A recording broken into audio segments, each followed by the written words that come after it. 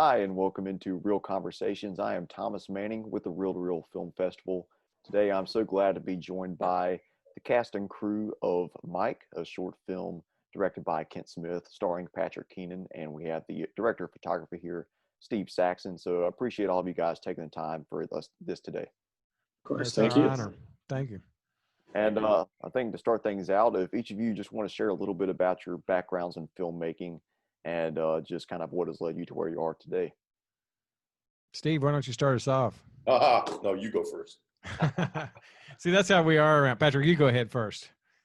Gosh, how did I start out? All right, I'll start out. I went to college for theater, got a BFA in theater, acting and directing, and then spent years just trying to survive with normal jobs. And then when I moved down to North Carolina, started to get some acting work. I'm originally from New Jersey, and that New York market was pretty flooded at the time.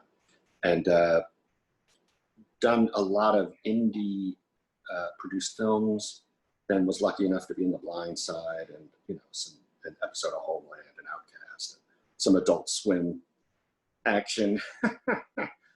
And then here I am in the movie Mike, my pinnacle. Awesome. Steve?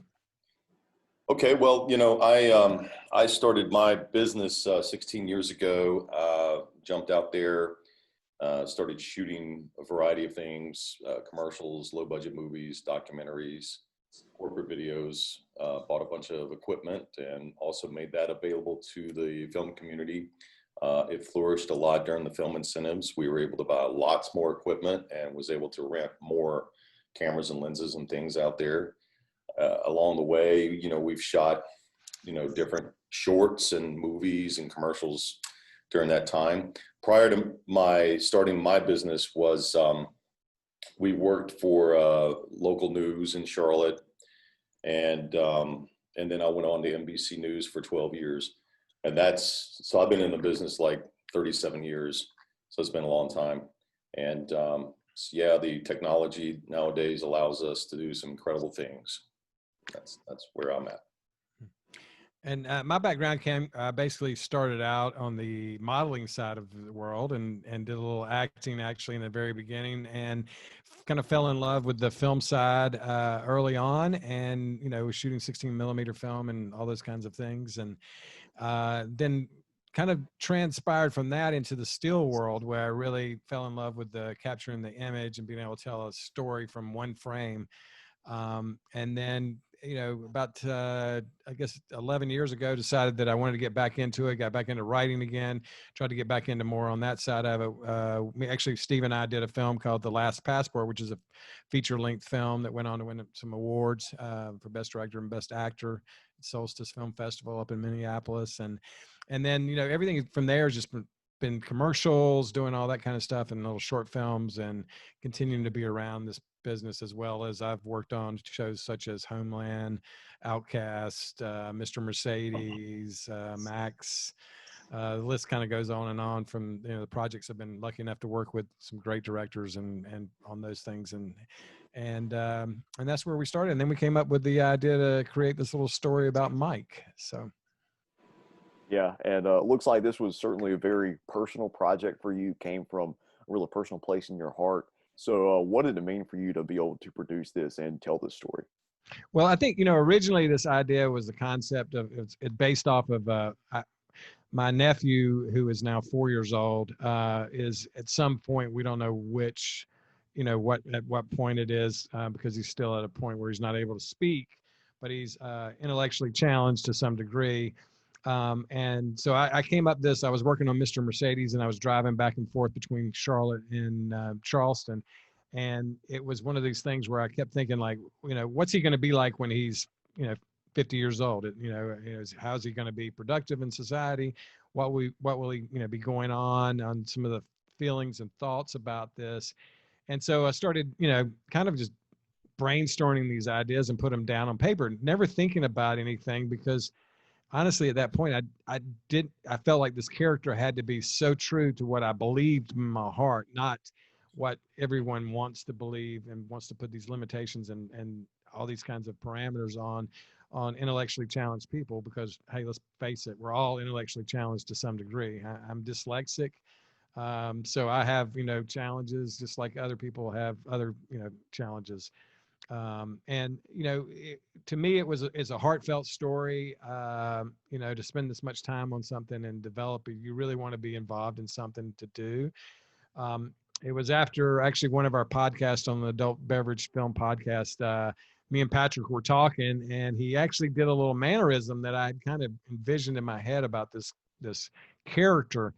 And at that point, I realized, hey, we've got something here. I think it's kind of interesting. I think you can play it. And I said, Patrick, hey, I don't want you to say anything right now because I want to send this to you. I want to send this little, kind of treatment to you and let you read it before you make a decision. And the truth of the matter is I didn't want him to think that I was being offensive in any way to him also. But I also wanted him to, to really see what I was trying to go for in the story that I thought was there. So at that point, I sent it over to him and I said, hey, would you be interested in playing the lead character?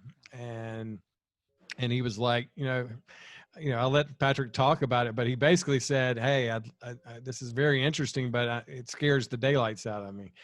And at that point I said, well, if you're interested, then I'm going to write the script and give me a few days and let me write it out and I'll send it over to you and see what you think.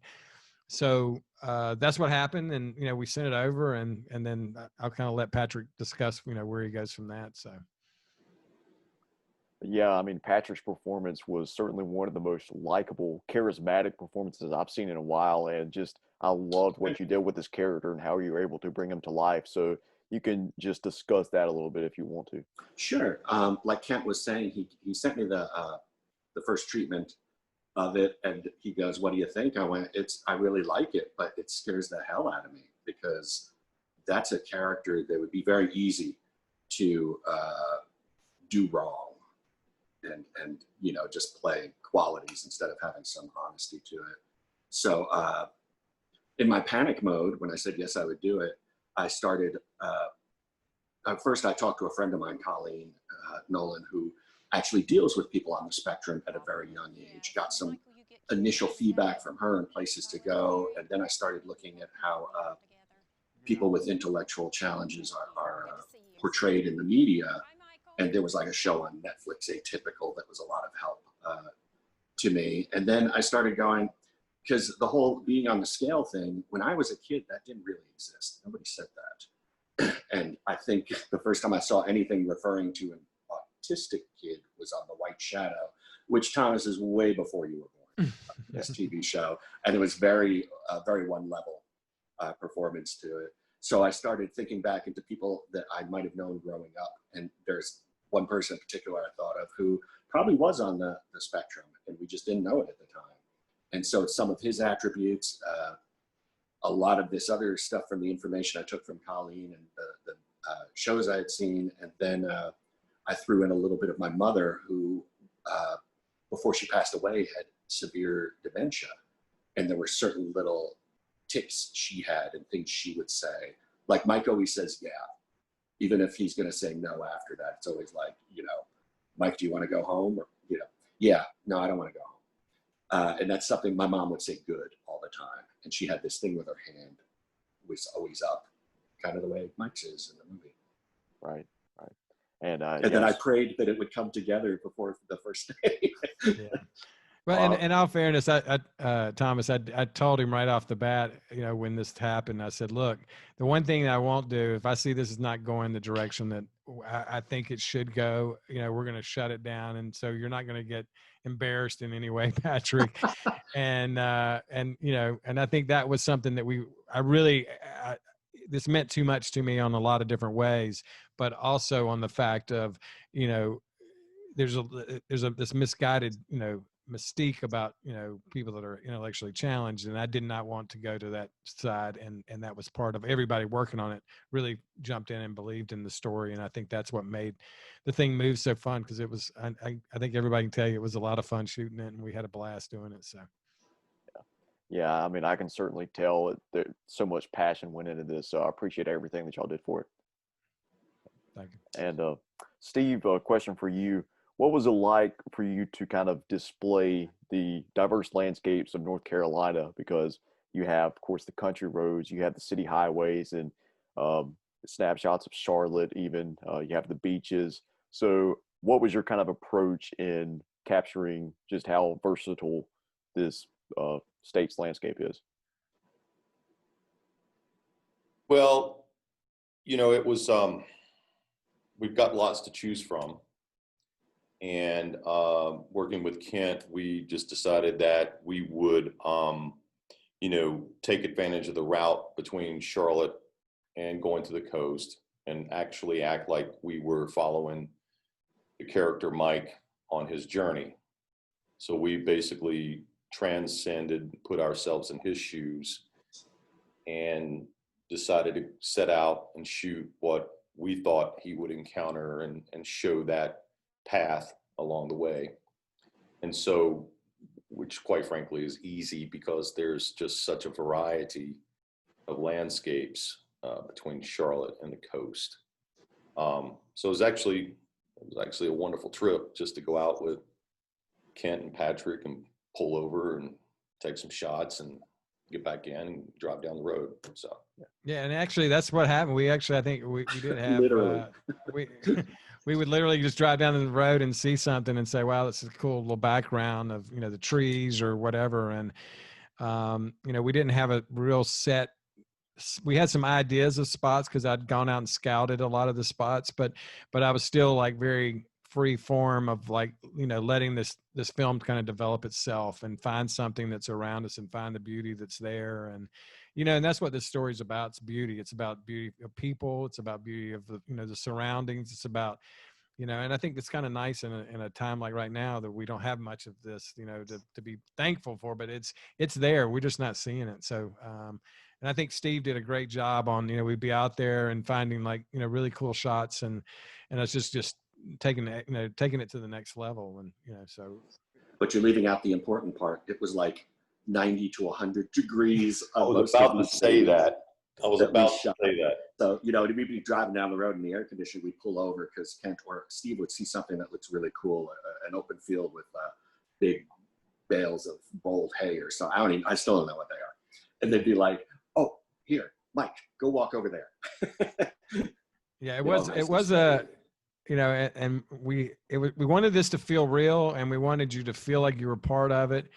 And, Patrick, unfortunately, was probably the one that caught the most grief out of it because he was out there sweating like it really was like 200 degrees. But that's part of what he was doing is, making this journey. So, we wanted it to feel real and have this realistic aspect to it. And I think that's why it kind of plays the way it does and throughout the story. All the sweat was real. That's for sure.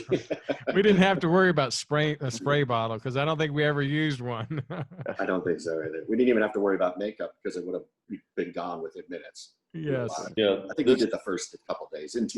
We did a couple of the day's interior shots, and we did the day in the car. With Joanne. Yeah. Right. So.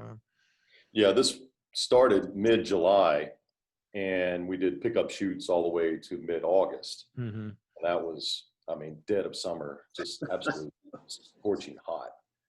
Yeah, Thomas, we were just all like basically, working around our schedules. So, everybody was on different projects and different things. And so in between our gaps, we would have like a day off or something. And then we would all jump in and just, like I said, pile in the car and go on some of the days to find those shots. And, but, that was part of the fun of it. It wasn't like, it was like really most cases, it was like all of us just being really, glad to be hanging out with the other person, and once we got past that first day, that's how I felt. I had just come off another movie that I'd been working. I had like 8 days on this, a movie called Kill Giggles, where I played kind of a sarcastic I'm too old for this type of cop detective. And then as soon as I wrapped on that the next day, it's like, okay, on set being Mike. And I was like, oh, please. Yeah. let this all work out. But everyone on the cast and crew was so amazing that I wasn't worried at all. And Kent, you mentioned how just the wide-ranging aspects of your career. You've worked on so many different projects and so many different types of projects. So how does your approach change from each one, and what do you appreciate about the experiences you've gained from kind of different sides of filmmaking that you can apply to smaller projects like this one? Well, I think the thing that's been really helpful for me is working with a lot of different directors. So, working with, a lot of guys that have won Emmys and, for directing, and guys that have just been, even down to like Kevin Smith and guys like this. When you're working with them, you learn so much by being around them. And, I try to take all of those aspects into my, commercial world when I'm directing commercials, and pieces on that side of it too, down to the filmmaking of this, the story.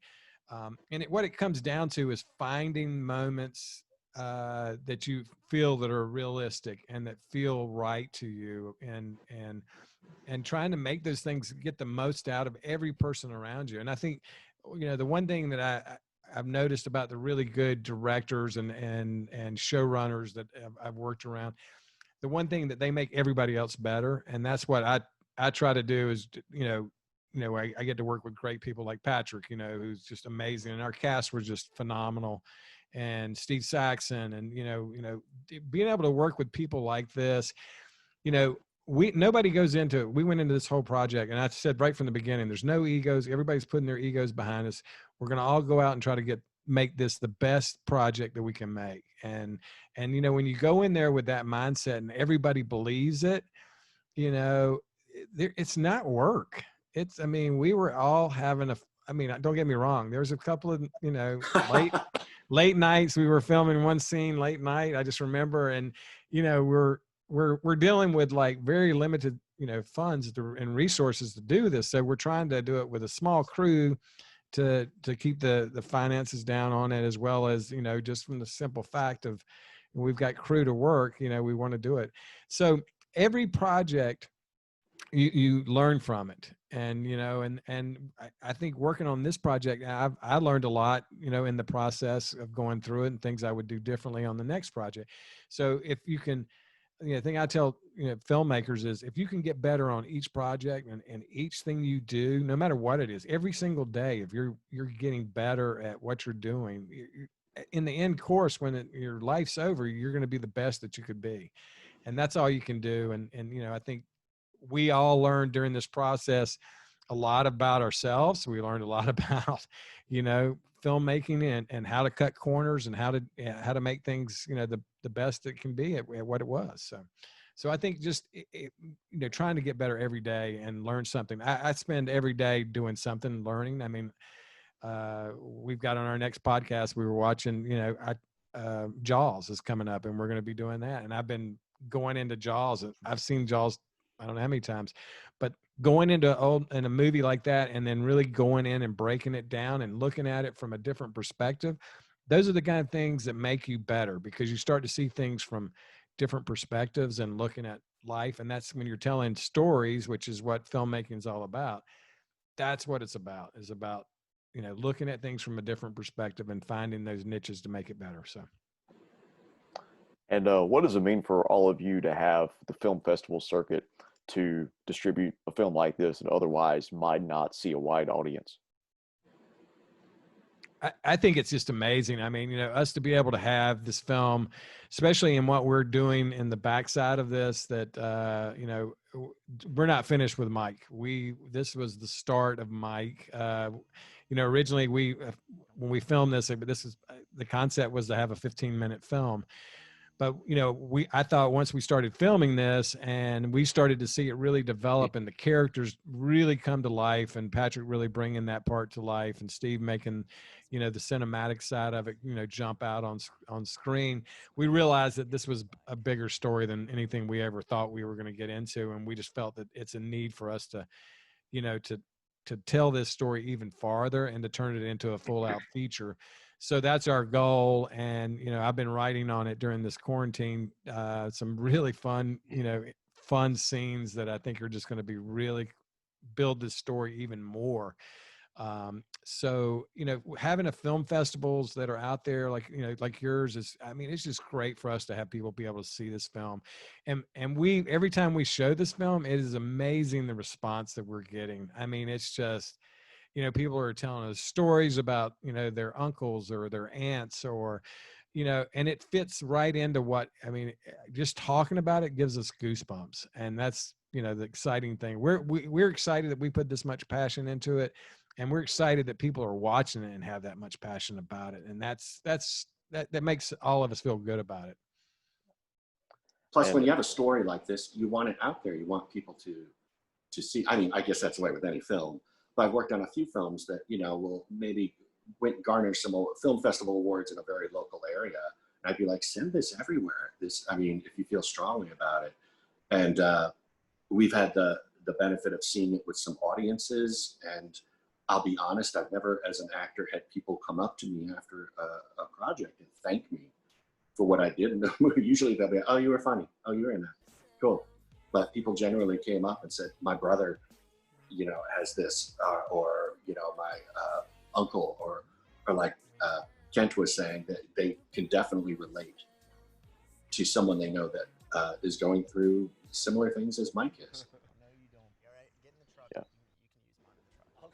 Oh, Steve, were you going to say something? Or Well, I was just going to tag on and say, you know, we need to talk about the beach scene. Yes. Yeah. We have a little side note on that one. Yeah. go for it. A little side. Well, Go ahead, Steve. Start us out on the beach scene.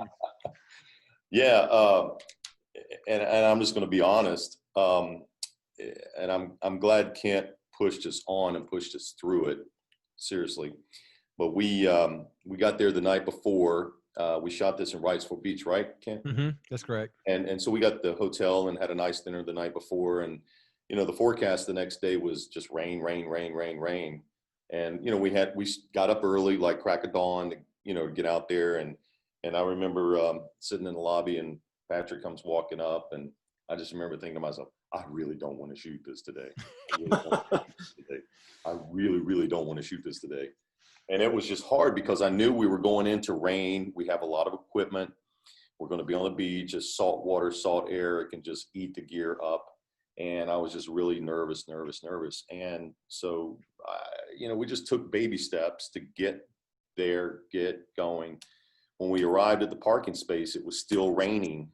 And I mean, it was like I said, it was like moving at a snail's pace, and just, you know, it was like a kid going to a dentist. You know, I don't want to do this. So finally, we just did little bits at a time. Finally, you know, it broke, the rain broke, the sun came out, skies cleared up.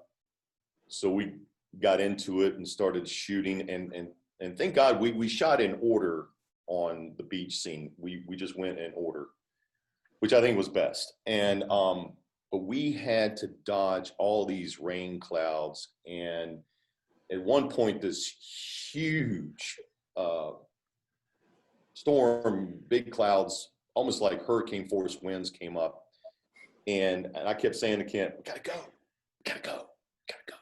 And Kent's like, no, one more.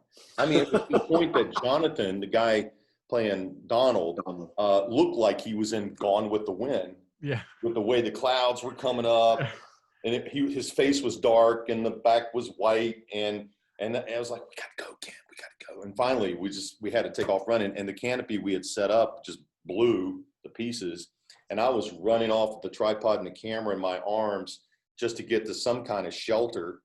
And I mean, it was literally like a hurricane. So we just all of a sudden ran off the beach. I mean, it was the moment right before we were shooting Patrick from a side shot running to the beach, mm-hmm. and then getting in the beach. So we basically just had to shut down for a couple of hours and went and had lunch, and then came back and finished up. But that whole scene was shot like in 3 different segments.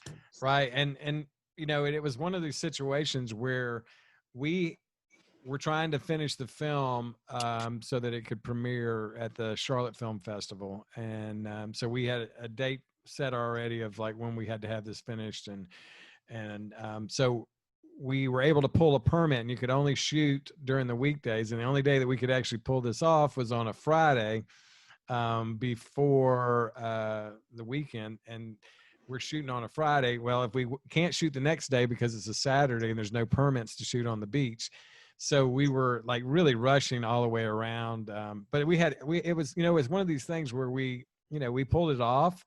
It makes for the best story because we saw the tent go flying.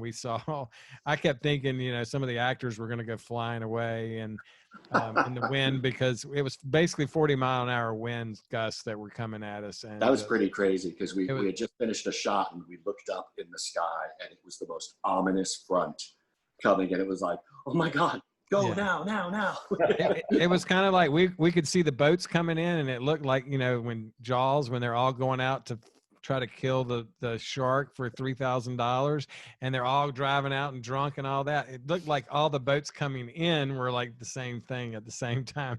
So we knew we were in for trouble at that point. And you know, we all, you know, luckily we kind of made through it and got through it and came back and took a breath and said, you know, let's go back. About the time we were eating, it was probably the prettiest part of the day, you know, but that's what happens sometimes. And, you know, one thing we didn't want to do is not eat on this production, because everybody ate pretty well, I think. We ate very well. This was definitely one of the better eating productions. So. Actors always appreciate that. Yes. If you're working on a passion project without much money, feed us well. Yes. No doubt. Yeah. Well, before we wrap things up here, anything else about the production of the film, or just something that you want the audiences to take away that y'all want to share that maybe I didn't get to? Guys? Just really appreciate the beach scene. Yeah. I like the car scene a lot too, though. Yeah. But that was one of those days. It was really hot, and I don't know where we shot that, but there was a trucking distribution thing right around the corner, so we'd have to stop shots while these trucks would go by. Although we did get a few shots, of the trucks pulling through, but it was just like very hot that day. Yeah, that was very, very. That was probably the hottest day of all the days that we shot. I think so. It was probably 102 degrees with us on the pavement, with no wind, and we were having to wait between planes, trucks, and everything to try to shoot so we could get good dialogue. And it was just, it was absolutely one of the most miserable days on set, but I think it also is one of the better days of, like, you know, what we pulled out of that and the story, and that day was just, I mean, when we were filming it, I realized we had something really special then. And it just sort of seemed like it all fell together at that point, and we had a cohesiveness of the story come together. And of course our actors were just amazing.